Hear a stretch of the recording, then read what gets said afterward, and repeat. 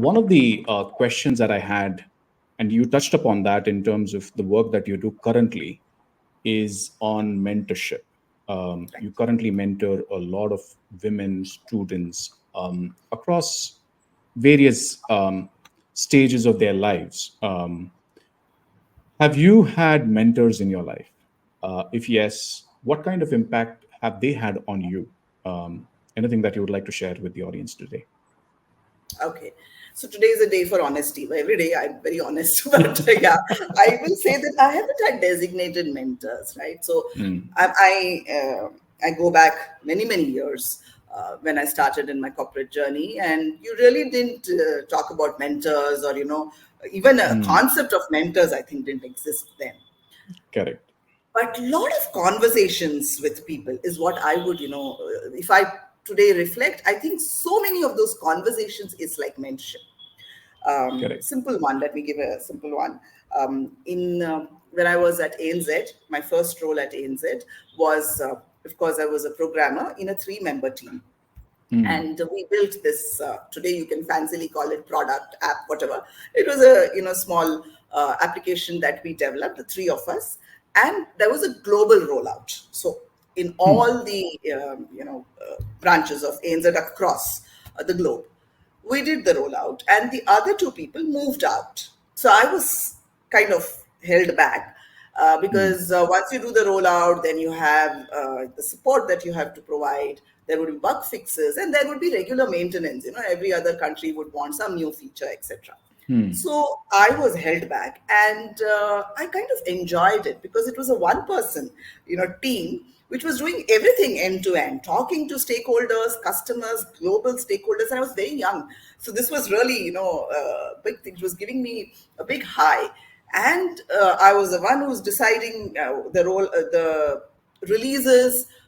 And giving the workarounds, I was really enjoying in some ways and feeling very good about it, and I felt very important. And then mm, there was a change of boss, manager. So the new manager, when he came in, of course, he was going to sit and talk to each of us. So there were many other projects under his portfolio. I was the only one in this particular project. And I thought I'm really sure. going to impress him, saying that, see, I run this whole thing. And I told him the Mm, story. And the first thing he told me was, Neeraja, you made yourselves uh, I'm forgetting the word now, but do you realize that you're kind of becoming um, stuck?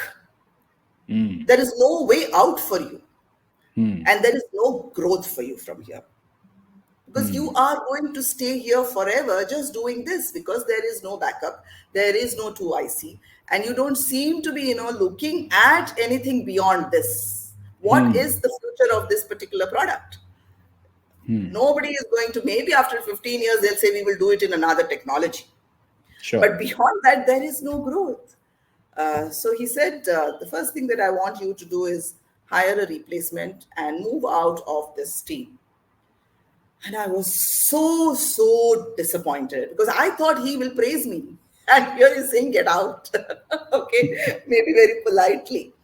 But then the boss has spoken, and I started interviewing people. And when it is your baby, it's almost like my baby. I don't think anybody else can look after my baby as well as I can.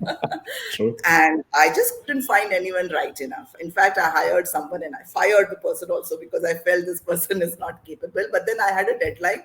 My boss had given a Mm, deadline, and so I finally found someone. I handed it over and I moved out. If I look at it now, I think it was one of the most powerful mentoring conversations for me, because otherwise I would have stagnated. My leadership journey started only after I moved out of that team to another team. And mm, after a few months, I was designated a leader there, and so on.